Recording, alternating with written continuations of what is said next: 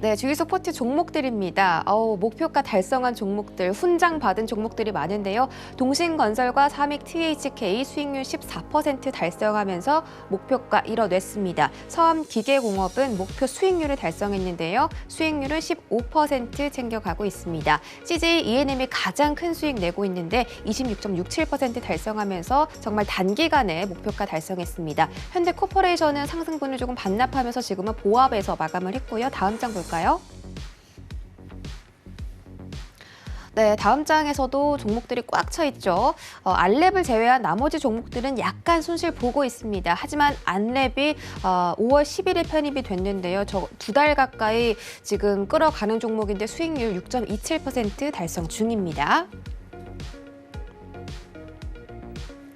네, 본격적으로 이야기 나눠보도록 하겠습니다. 전일 국내 양대 전자회사인 삼성전자와 LG전자가 호실적을 발표했습니다. 삼성전자는 올해 1분기 영업이익이 12조 원까지 늘어나면서 어닝 서프라이즈를 기록했고요. LG전자도 전분기에 이어서 이번 분기까지 연속으로 매출 1조 원 넘었다고 하는데 12년 만에 최대 성적이라고 합니다. 하지만 삼성전자 전일 주가 0.5% 가까이 하락했고요. LG전자도 2% 넘게 급락을 했는데 지금 이 두 종목 차트를 보니까 올해 뭐 선반영이 된 것도 아니고 내내 횡보를 했던데 과연 이게 어떻게 된 일인지 우리 위원님께 좀 여쭤보고 싶습니다.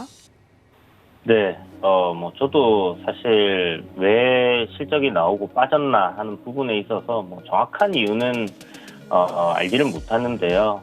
또 오랜 기간 제가 이제 주식시장에서 이제 경험상 이야기를 드리면, 기본적으로 이제 호실적, 특히나 이제 대형주들 같은 경우들, 그리고 삼성전자나 LG전자 같은 게 우리나라를 좀 대표할 수 있는 그런 전자 회사들이다 보니까 실적 전망이라든지 이런 이야기들이 이제 그동안 꾸준하게 사람들에게 실적이 나오기 전부터 어느 정도 이렇게 짐작이 되는 부분이 계속 있어 왔습니다. 그렇기 때문에 반도체 슈퍼사이클이라는 얘기도 여러분들 많이 들어보셨을 거고요. 삼성전자의 이제 실적이 2분기에 더 좋을 거다라는 이야기들도 언론에서 이미 계속 나왔던 그런 부분이죠. 그래서 딱히 지금 현재 삼성전자의 실적이 정말 12조도 저는 괜찮게 나온 거라고 생각을 하지만, 만약 20조가 나왔다라면, 사람들이 전혀 상상을 할 수 없었던 그 정도의 숫자가 나왔다라고 하면 주가는 폭발적으로 급등을 했을 거다라고 생각을 합니다. 하지만 다수의 이제 전문가들 그리고 시장에서 어느 정도 이 정도로 고실적이 나올 거다라는 부분들은 대부분 짐작을 좀 하고 있던 부분이었기 때문에 그런 부분에서 주가가 좀 조정이 나오지 않았나라고 생각이 되는 부분이고요. 결국 이제 소문난 잔치에 먹을 거 없다라는 이야기처럼 주가 선반영이 되어 있는 부분들, 최근에 들어서 주가가 강하게 상승을 한다든지 그런 부분들은 없었지만, 여전히 1년 정도의 이런 실적 추이를 봤을 때는 지금 주가 여전히 저평가되어 있긴 합니다만 아직 그렇게 대단하게 지금 시장에 대비해서 삼성전자 올라갈 준비는 안 되어 있는 게 아니었나 하는 생각을 좀 해봐야 될 것 같고요. 사실 개인적으로 어저께 흐름은 저는 좀 나쁘지 않았다라고 생각해요. 저는 삼성전자 만약에 제가 산다라고 노리고 있었다면 어제를 기회로 좀 활용을 하지 않았겠나라는 생각을 가지고 있고요. 최근에 주가 흐름 상당히 좋습니다.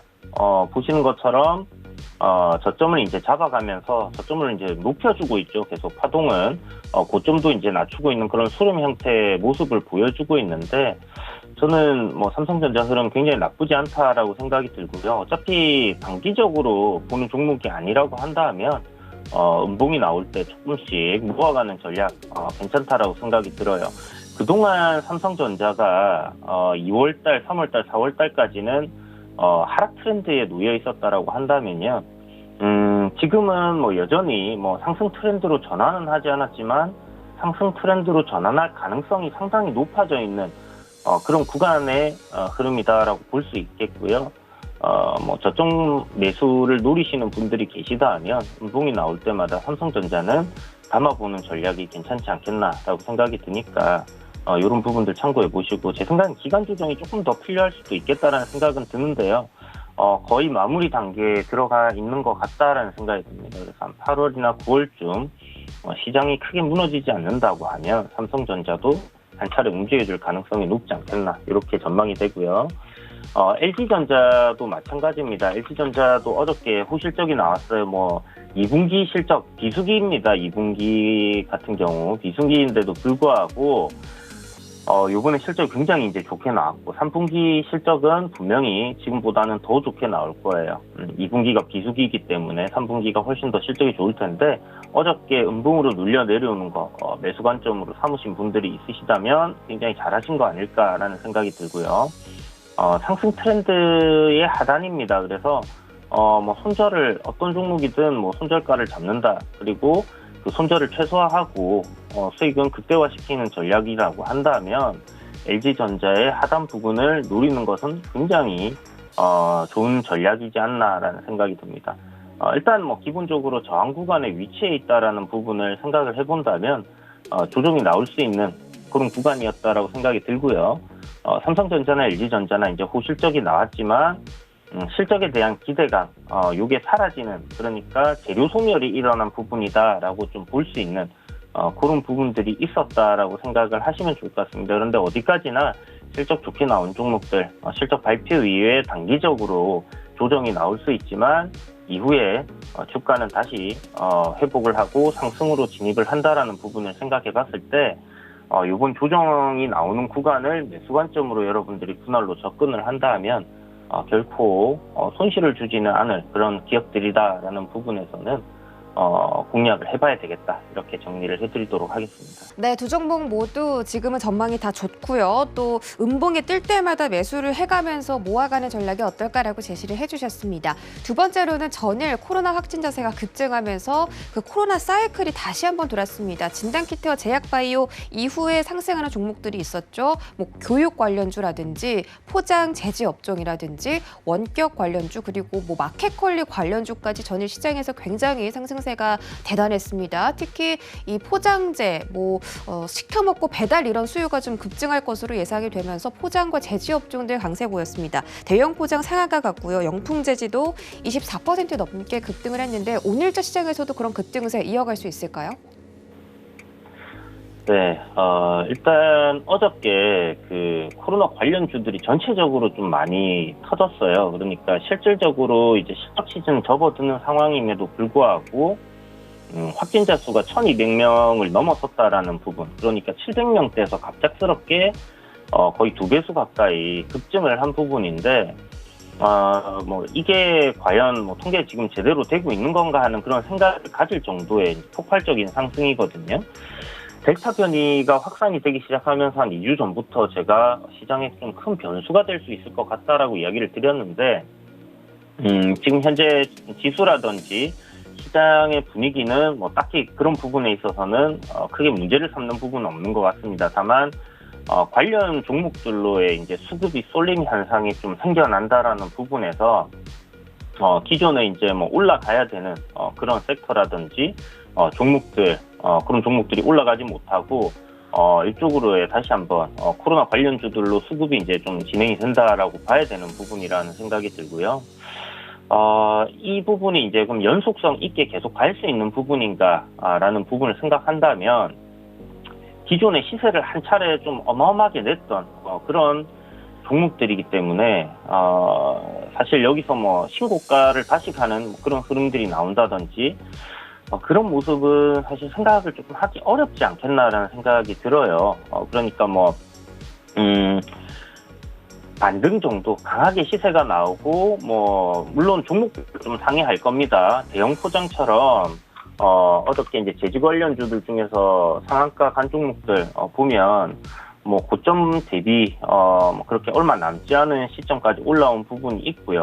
신고가 흐름을 좀 이어갈 수 있는 그런 부분들이 충분히 있습니다. 특히 쇼티지가 나고 있는 펄프라든지 이런 부분 때문에 제지 가격의 상승이 결국은 매출과 영업이익으로 이어진다라는 부분에서 제지주들은 지속적으로 모멘텀이 있는 상황에서 이제 코로나19까지 이렇게 진행이 되는 부분이라서 충분히 상승 더 나올 수 있을 거다라고 생각은 들지만 이제 관련주들 중에서 보면 너무 많잖아요. 뭐 진단 키트라든지 이제 치료제라든지 이런 부분들이 다 있기 때문에 실질적으로 지금 소멸한 그런 재료들도 있어요. 그러니까 백신 관련주들, 그 다음에 요 부분에서 이제 뭐 음압 병동이라든지 뭐 산소 관련주들 뭐 이런 것들은 조금 조심해서 보셔야 되지 않겠나라는 생각이 들고요.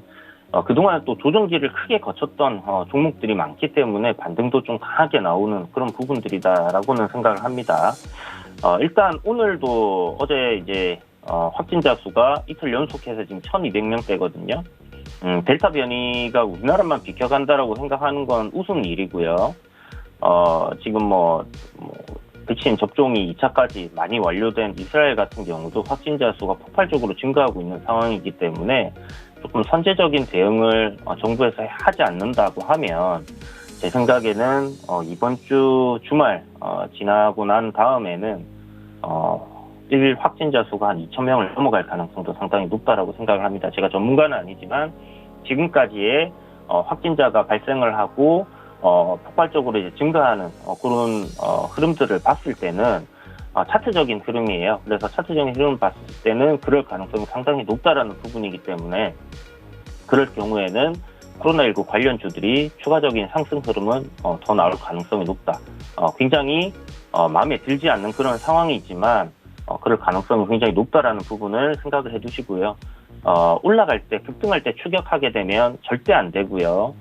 급등한 종목들도 분명 눌림이 한 차례씩은 다 나올 겁니다. 그런 구간들을 노리셔서 짧게 단기적으로 공략을 하는 것은 어디까지나 유효하다라는 생각이 드니까 예전처럼 코로나19가 처음 터졌을 때처럼 대단한 시세를 노리고 들어가시기보다는 짧게 대응을 하시는 그런 전략으로 접근을 하신다면 괜찮을 것 같습니다. 네, 말씀 주신 것처럼 짧게 단기적으로 대응을 하라라고 말씀을 해주셨고 코로나19 관련 섹터군들이 좀 빠르게 순환매가 돌기 때문에 정말 투자 시에 유의를 하셔야 할 것 같습니다. 더 많은 정보 원하시는 분들 그리고 이 방송 외에도 코로나 관련 정보들 듣고 싶으신 분들은요. 문자 받는 사람 샵 0082번에 이주현이라고 보내주시거나 하단의 QR코드 이용해서 입장을 해주시면 되겠습니다. 지금까지 이주현 전문위원과 함께했습니다. 고맙습니다.